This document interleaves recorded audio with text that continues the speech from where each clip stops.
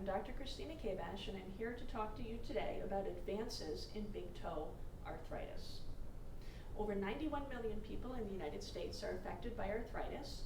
Symptoms include swelling, pain, stiffness, and decreased motion, and most importantly, startup pain. Pain when you get out of bed in the morning, pain when you start walking after sitting or driving for long periods of time that loosens up after the first few steps or the first few minutes. Big toe arthritis is also called Hallux rigidus, Hallux limitus, and dorsal bunion. They're all the same condition.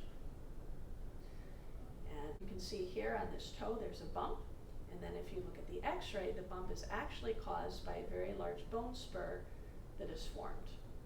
There can be an acute trauma where you've injured the cartilage or the joint surface of the bone.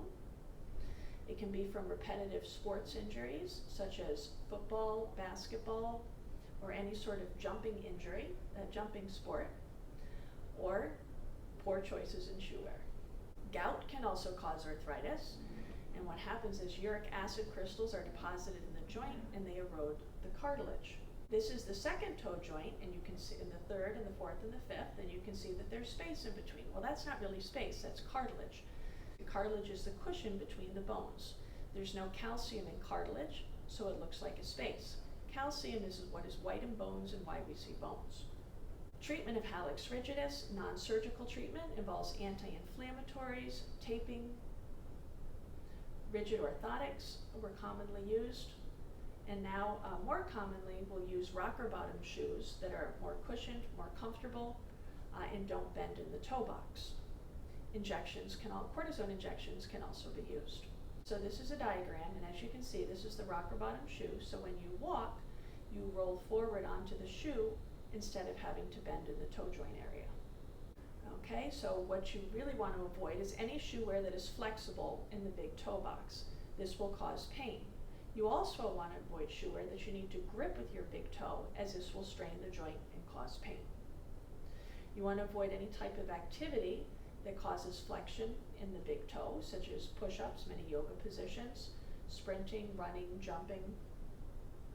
Traditional surgical treatment of Hallux rigidus involved removing the bone spurs. The only problem is if you remove the bone spurs and you have a lot of arthritis in the joint and you regain motion, that motion will be painful.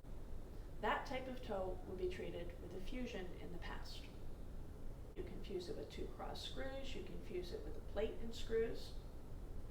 And importantly, when you fuse the toe, you always want to fuse it a little bit up so that when you walk, you don't walk with a limp and you can roll forward onto the toe, similar to the rocker bottom shoes. New options in surgery for this condition involve not only removing the spurs, but taking a wedge of bone out to increase the space between the bones. So, for example, for this toe, here's preoperatively, that's as much as we can bend the toe up. That's as much as we can bend the toe down. These are all the spurs that were in the toe. On the toe side, on the metatarsal side, you can see the cartilage has been worn down. This is after we've cleaned up all the spurs and we've taken out that wedge of bone and we've closed the wedge with a staple. We've created space.